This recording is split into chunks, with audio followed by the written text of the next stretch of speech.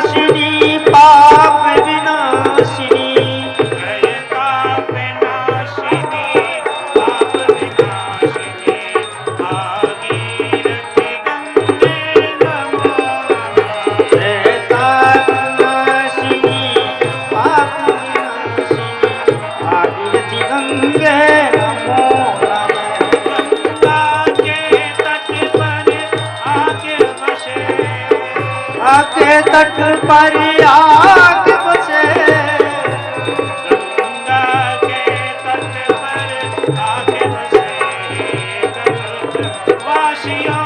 जय हो। गंगा के तट पर आग बसे कल्पवासियों, नमो नमः।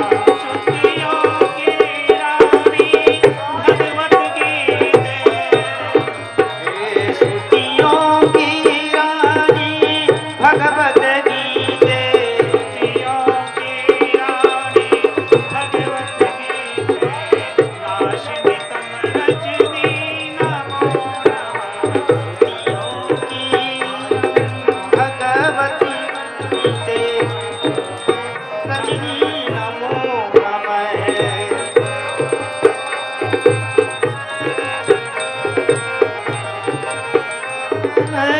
नमो बुद्धिं देहि यशो देहि, कवित्वं देहि देहि मे, मूढत्वं च हरे देवी, त्राहि मां शरणागतम्। सर्वे भवन्तु सुखिनः, सर्वे सन्तु निरामयाः, सर्वे भद्राणि पश्यन्तु, मा कश्चित् दुःखभाग् भवेत्। बोलिए महाविष्णु भगवान कृष्ण की, जय हो, बोलिए महाविष्णु भगवान राम की। जय हो।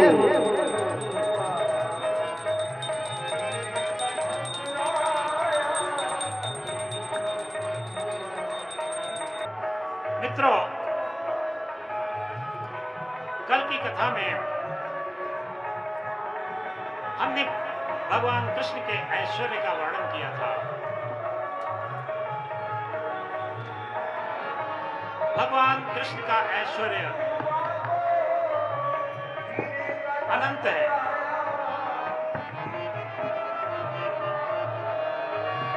और इस अनंत ऐश्वर्य की व्याख्या भगवान श्री कृष्ण ने स्वयं अर्जुन के समक्ष पिछले अध्याय में की थी। आज भगवान के विराट रूप को हम देखेंगे, यानी भगवान कृष्ण ने जिस ऐश्वर्य का वर्णन किया था उसको प्रामाणिक रूप से सिद्ध करेंगे अर्जुन के समक्ष। जिस ऐश्वर्य का वर्णन उन्होंने किया, अब उसका प्रमाण इस अगले अध्याय में, यानी भगवान का विराट रूप, गीता का 11वां अध्याय, इसमें हम जान सकेंगे। भगवान का ऐश्वर्य, भगवान का विराट रूप, इसको हम ऐसे जान सकते हैं जैसे हम सभी आत्माएं हैं, हमारा भी एक ऐश्वर्य है। सभी आत्माओं का ऐश्वर्य होता है। आत्माओं का ऐश्वर्य क्या है? प्रत्येक आत्मा अपना कुछ न कुछ व्यक्तित्व, अपना कुछ न कुछ ऐश्वर्य रखती है। जैसे किसी व्यक्ति का घर, किसी व्यक्ति के खेत खलिहान, उसका व्यापार इत्यादि, ये उस व्यक्ति का ऐश्वर्य है, उस आत्मा का ऐश्वर्य है। ऐसे ही प्रभु का ऐश्वर्य है। फर्क इतना है, आत्मा का ऐश्वर्य सीमित है क्योंकि आत्मा ससीम है। प्रभु का ऐश्वर्य असीम है, असीमित है। हम सभी प्रभु के ऐश्वर्य के अंतर्गत आते हैं। लेकिन इसको समझने के लिए ये हम देखें कि हमारा भी कुछ न कुछ ऐश्वर्य है। हम अपने ऐश्वर्य में लिप्त रहते हैं। प्रभु के ऐश्वर्य में और हमारे ऐश्वर्य में यही फर्क है कि हम अपने ऐश्वर्य में लिप्त हो जाते हैं, अपने ऐश्वर्य से मोहित होते हैं। लेकिन प्रभु का ऐश्वर्य असीमित है और प्रभु इस लिप्तता से परे है। प्रभु अपने ऐश्वर्य में लिप्त नहीं है। तो आत्मा और प्रभु दोनों के ऐश्वर्य को हम इस तरह से समझ सकते हैं। हमारा ऐश्वर्य सीमित है, हमारा ऐश्वर्य सीमित है, लेकिन उस सीमित ऐश्वर्य में भी हम लिप्त हैं। प्रभु का ऐश्वर्य असीमित है, अनंत है, लेकिन वो अपने ऐश्वर्य में लिप्त नहीं है। यही हमारे ऐश्वर्य में, आत्मा में और प्रभु के ऐश्वर्य में और परमात्मा में अंतर है। भगवान श्री कृष्ण अर्जुन के समक्ष जब अपना विराट रूप प्रस्तुत करते हैं, अर्जुन आश्चर्यचकित होता है। उसका आश्चर्य भय मिश्रित होता है। भय और आश्चर्य दोनों ही, क्योंकि उसने ऐसा कभी स्वरूप को देखा नहीं था। भगवान जब अपना विराट रूप यानी सारी प्रकृति उनमें समाविष्ट हो रही है और सारी प्रकृति उन्हीं से प्रसारित हो रही है, ऐसे स्वरूप को देख करके अर्जुन भयभीत भी होता है और आश्चर्यचकित भी होता है। और इस विराट रूप को देख करके जब वो आश्चर्यचकित होता है, भयभीत होता है, तो भगवान की वंदना करता है। कैसे करता है देखिए। पश्यामि देवांस्तव देव देवी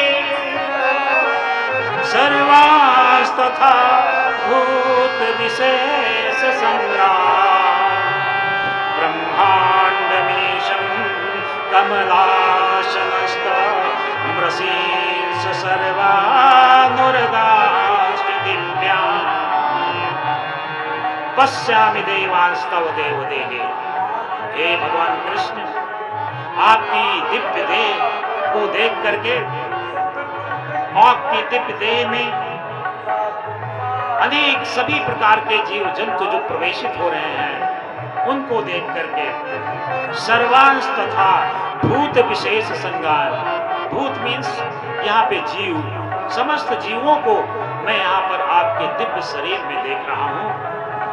ब्रह्मांडमीशं कमलासनस्थ, ब्रह्मा इत्यादि देवता कमल के आसन में बैठे हुए आपके शरीर में ही मुझे दिख रहे हैं। मृषींस सर्वानुर्गाश्च दिव्या, अनेक ऋषि, सभी ऋषि और अनेक प्रकार के दिव्य शब्द आपके इस दिव्य शरीर में मैं देख रहा हूँ। यथा नदीनां बहवो वेगा समुद्रमेवाभिमुखा द्रवन्ति तथा तवामि नरलोकवीरा विशन्ति वक्त्राण्यभिज्वलन्ति।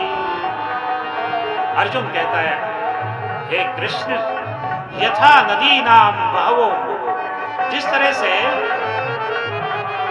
प्रवाह से बहती हुई नदियां समुद्र में प्रवाहित होती हैं, तेज प्रवाह से बहती हुई नदियां समुद्र में प्रवेशित हो रही हैं, उसी तरह से आपके शरीर में नरलोक वीरा, इस संसार के सभी वीर मनुष्य, सभी वीर योद्धा विशन्ति वक्त्राण्यभिज्वलन्ति, आपके मुख में जो अग्नि प्रज्वलित हो रही है, उसी अग्नि में ये सभी योद्धा प्रवेशित हो रहे हैं। त्वमादिदेवः पुरुषा पुराण त्वमस्य विश्वस्य परं निधानम् वेतासि वेद्यं च परं च धाम त्वया ततं विश्वमनन्तरूपम्। तुम आदिदेवा पुरुष पुराण, आप आदिदेव हैं, आपका न कोई आदि है न कोई अंत है। तुम आदिदेवा पुरुष पुराण, आप पौराणिक पुरुष हैं। पौराणिक पुरुष जिसका कोई आदि न हो, जिसकी कोई बिगिनिंग न हो, वो पौराणिक पुरुष हैं आप। त्वमस्य विश्वस्य परम निधानम, आप इस विश्व के परम निधान हैं। आप परम हैं और आपका आपके परम निधान में आप निवास कर रहे हैं। वेदाश्य वेद्यम च परम च धाम। अर्जुन कहता है वेदाश्य वेद्यम, वेदाश्य मीन्स जानकार, जो जानता है, वेद्यम जो जानने योग्य। आप ही जानकार हैं, वास्तव में आप ही सर्वज्ञाता हैं और आप ही जानने योग्य हैं। वेदाश्य वेद्यम च परम च धामा त्वया ततं विश्वमनन्तरूपम्। आपके अनंत स्वरूप को विश्व के समस्त जो स्वरूप हैं वो सब आपके ही स्वरूप हैं और इन सभी स्वरूपों को मैं आपके दिव्य शरीर में देख रहा हूँ। सखेति मत्वा प्रसभं यदुक्तम् हे कृष्ण हे यादव हे सखेति अजानता महिमानं तवेदं मया प्रमादात् प्रणयेन वापि। सखेति मत्वा प्रसभं यदुक्तम्। मैंने आपको अपना मित्र मान करके हठपूर्वक बहुत कुछ ऐसा कह देता था जो उपयुक्त नहीं था। हे कृष्ण हे यादव हे सखेति, आपको बिना सम्मान दिए हे कृष्ण हे यादव हे मित्र ऐसे शब्दों का उच्चारण करता था। इसके लिए मैं क्षमा प्रार्थी हूं, क्योंकि मुझे मालूम नहीं था कि आप एक साधारण मनुष्य नहीं बल्कि परम पिता परमेश्वर हैं। ये जान करके आज मुझे बहुत दुख हो रहा है कि मैंने किन किन शब्दों का प्रयोग आपके लिए किया। मया प्रमादात् प्रणमेयवापि। मूर्खता बस या प्रेम बस। मित्रों को प्रेम बस भी बहुत कुछ ऐसा बोल देते हैं जो लगता है कि ये उचित नहीं है, लेकिन या तो मैंने प्रेम बस ऐसा कह दिया या मूर्खता बस भी कभी कभी इस तरह के शब्दों से आपको संबोधित किया, हे कृष्ण हे यादव हे मित्र। लेकिन वास्तव में आज मैं बहुत आश्चर्यचकित हूँ और भय भी मुझे उत्पन्न हो रहा है ऐसे स्वरूप को देखकर, क्योंकि ऐसा स्वरूप मैंने कभी देखा ही नहीं था। यच्चावः शार्थम सत्क्रतोषि विहार शय्यासन भोजनेषु। जब हम एक साथ खाने बैठते थे, भगवान कृष्ण और अर्जुन, जब हस्तिनापुर में कृष्ण आए, अर्जुन इत्यादि पांडवों के साथ बैठ करके भोजन भी करते थे, तो कहते हैं विहार शय्यासन भोजनेषु, आराम करते समय या भोजन करते समय यच्चा वहा सार्थक वक्त्रकोशे, मतलब अवहास, यत च अवहास अर्थम। ये सब कुछ मैंने अवहास यानी मजाक करते हुए, मजाक के मूड में ये सारी चीजें मैंने आपसे जो कही, इसके लिए मैं आपसे क्षमा प्रार्थी हूँ, आपसे क्षमा प्रार्थना करता हूँ। इस तरह से अर्जुन जो है, चूंकि जब अर्जुन ने विराट रूप देखा, पहले तो साधारण एक जैसे वो राजकुमार था तो वैसे ही कृष्ण को राजकुमार समझ करके इस तरह से अपना बिहेव करता था, लेकिन जब उस विराट रूप को देख करके अर्जुन बहुत आश्चर्यचकित होता है और उनसे क्षमा प्रार्थना करता है। अदृष्ट पूर्वं हसितोऽस्मि दृष्टा भयेन च प्रव्यथितं मनो मे तदेव मे दर्शय देवरूपं प्रसीद देवेश जगन्निवास। अदृष्ट पूर्वम, ऐसा अपूर्व दृश्य देख करके मैं निश्चित रूप से हर्षित हूँ, लेकिन हर्षित होकर के भी भयेन च प्रव्यथितं मन, मेरा मन भयभीत भी हो रहा है। विराट रूप देखने की क्षमता साधारण पुरुष में थोड़ी हो सकती है, तो अर्जुन उसका जो आश्चर्य है, उसका जो हर्ष है, वो भय मिश्रित है। तदेव में दर्शय देव रूप विसीद देवेश जगन्निवास।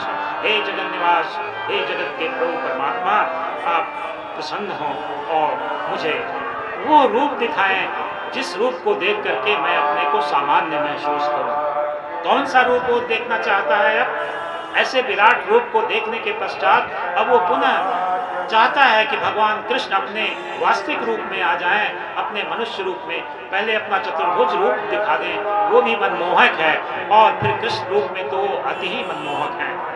किरीटिनं गदिनं चक्रहस्तमिच्छामि त्वां द्रष्टुमहं तथैव तेनैव रूपेण चतुर्भुजेन सहस्रबाहो भव विश्वभूमे। शंख चक्र गदा पद्म वाला स्वरूप मुझे चतुर्भुज स्वरूप दिखाइए, और फिर मानव रूप में आप कृष्ण के रूप में जैसा हमेशा मैं आपको देखता था उस रूप में आ जाइए।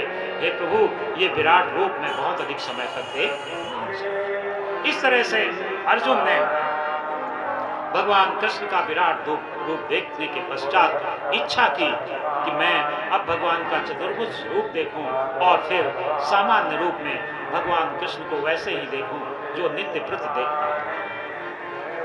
तो इस विराट रूप का जब प्रमाण देते हैं, अपने ऐश्वर्य का प्रमाण देते हैं,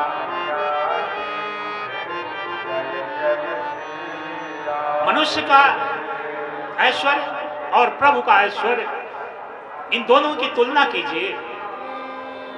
प्रभु का ऐश्वर्य अनंत है, उसको देखने की क्षमता भी किसी में नहीं है। भगवान कृष्ण की कृपा से ही अर्जुन को दिव्य दृष्टि प्राप्त हुई थी, जिससे वो इस विराट रूप को देख सका। साधारण मनुष्य तो साधारण मनुष्य होता है, उसकी बुद्धि भी सामान्य बुद्धि होती है, दृष्टि भी सामान्य दृष्टि होती है।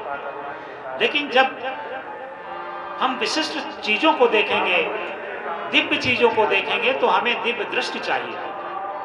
यह दिव्य दृष्टि महात्मा व्यास जी ने संजय को भी दी, तभी संजय ये देख सका, और भगवान कृष्ण ने अर्जुन को दी ये दिव्य दृष्टि, जिससे वो भगवान के विराट रूप को देख सका। हमारी स्थूल आंखें दिव्य स्वरूप को नहीं देख सकती, इसलिए हमें कल्पनाशील बनना पड़ेगा। अब हम दिव्य दृष्टि नहीं पा सकते तो कल्पना तो कर ही सकते हैं। मनुष्य को काल्पनिक बनना होता है। यदि कुछ उसे विशेष देखना है, कुछ विशेष महसूस करना है, तो उसे काल्पनिक बनना पड़ेगा। दिव्य दृष्टि प्राप्त करना इतना आसान नहीं है, दिव्यता प्राप्त करना इतना आसान नहीं है, तो काल्पनिक तो हर व्यक्ति बन सकता है। कल्पना भी दिव्य शक्ति का एक अंश है।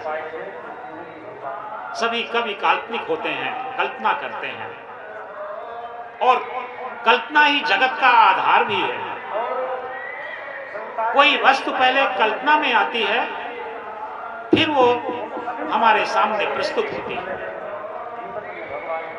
जैसे कोई आर्किटेक्ट है, बिल्डिंग बनाने वाला व्यक्ति है, बड़ी बड़ी इमारतें बनाता है, तो पहले वो कल्पना करता है, कल्पना करके कागज में उसका खाका खींचता है, और फिर उसको प्रत्यक्ष रूप से खड़ा कर देता है।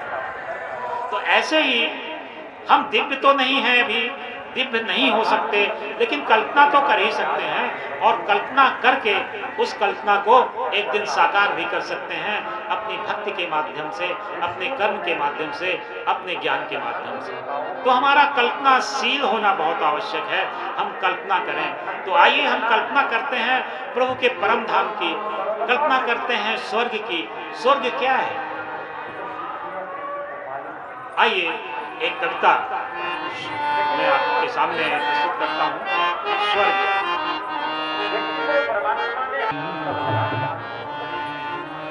संसार मुझे दिखता है, पर स्वर्ग नहीं दिखता। संसार मुझे दिखता है, पर स्वर्ग नहीं दिखता। संसार मुझे दिखता है, पर स्वर्ग नहीं दिखता।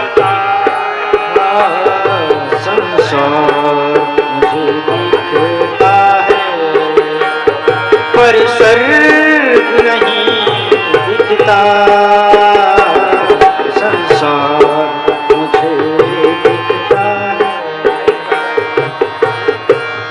जो दिखता है मिट जाता है, पर स्वर्ग नहीं मिटता।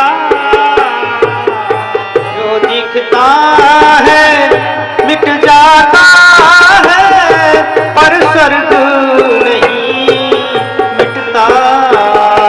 जो दिखता है दिखता है, पर स्वर्ग नहीं दिखता। संसार मुझे दिखता है, पर स्वर्ग नहीं दिखता।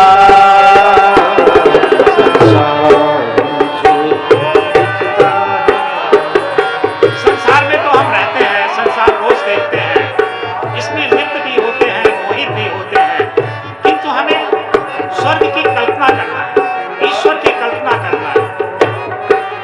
तो संसार हम देखते हैं, लेकिन स्वर्ग के लिए भी कल्पनाशील हो। देखा है मैंने जीवन में फूलों से लदे उपवन को। देखा है मैंने जीवन में फूलों से लदे उपवन को। देखा है मैंने जीवन में फूलों से लदे उपवन को। वो देखा है मैंने जीवन में फूलों से लदे उपवन को। कहा उपवन खिलकर मिट जाता है, उपवन खिलकर मिट जाता है। सौंदर्य नहीं मिटता।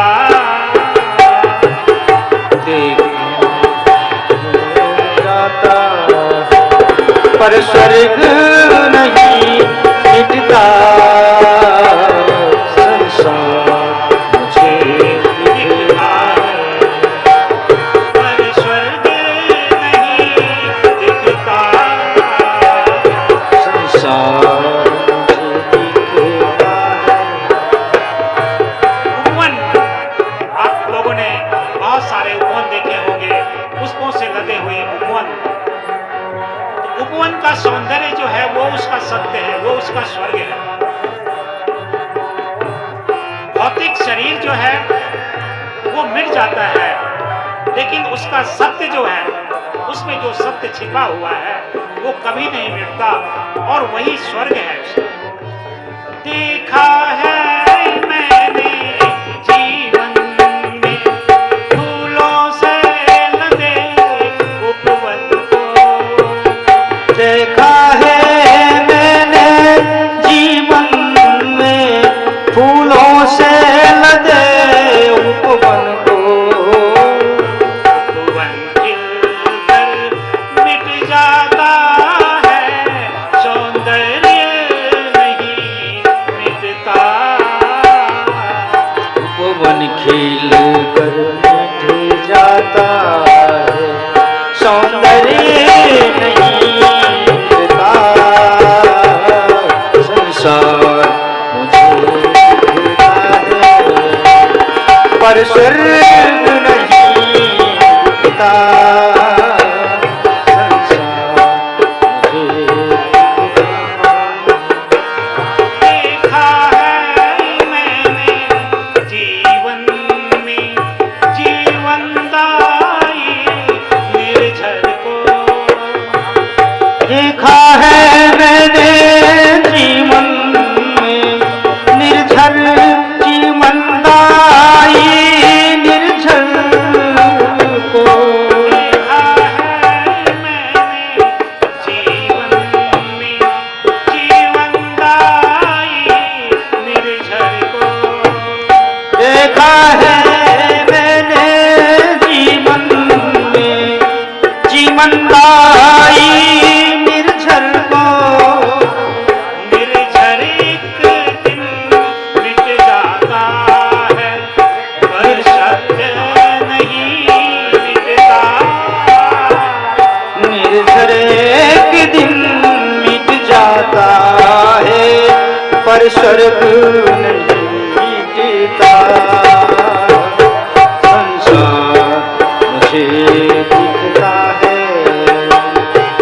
स्वर्ग नहीं दिखता, संसार मुझे दिखता देखा है मैंने जीवन में, जीवन रथ को चलते फिरते। देखा है मैंने जीवन में, जीवन रथ को चलते फिरते। देखा है मैंने जीवन में, जीवन रथ को चलते फिरते। देखा है मैंने जीवन में, जीवन रथ को चलते फिरते। रथ जीवन का मिट जाता है, रथ रथ जीवन नहीं मिटता। रथ जीवन का मिट जाता है, पर रथी नहीं मिटता। रथ जीवन का मिट जाता है, पर रथी नहीं मिटता। संसार मुझे दिखता है, पर स्वर्ग नहीं दिखता। संसार मुझे दिखता है, पर स्वर्ग नहीं दिखता। संसार मुझे दिखता है। हम सब लोगों का ये शरीर जो है, ये जीवन रथ है। हम सब जीवन रथ हैं, और रथी आत्मा इसमें जो बैठा हुआ है वो रथी है। आज हम सब चल फिर रहे हैं, एक दिन ये रथ मिट जाएगा, लेकिन इसमें बैठा हुआ रथी कभी नहीं मिटेगा। आत्मा कभी नहीं मिटता। हमारा ये रथ जो है, चलते फिरते हैं, आज हम कल नहीं दिखेंगे, लेकिन चूंकि हम आत्मा हैं, इस रथ में आरूढ़ हम रथी हैं। रथी कभी नहीं मिटेगा, रथ भले ही मिट जाए। रथ मिटता ही है एक दिन, लेकिन रथी अमर रहता है। देखा है मैंने जीवन में, जीवन रथ को चलते फिरते। देखा है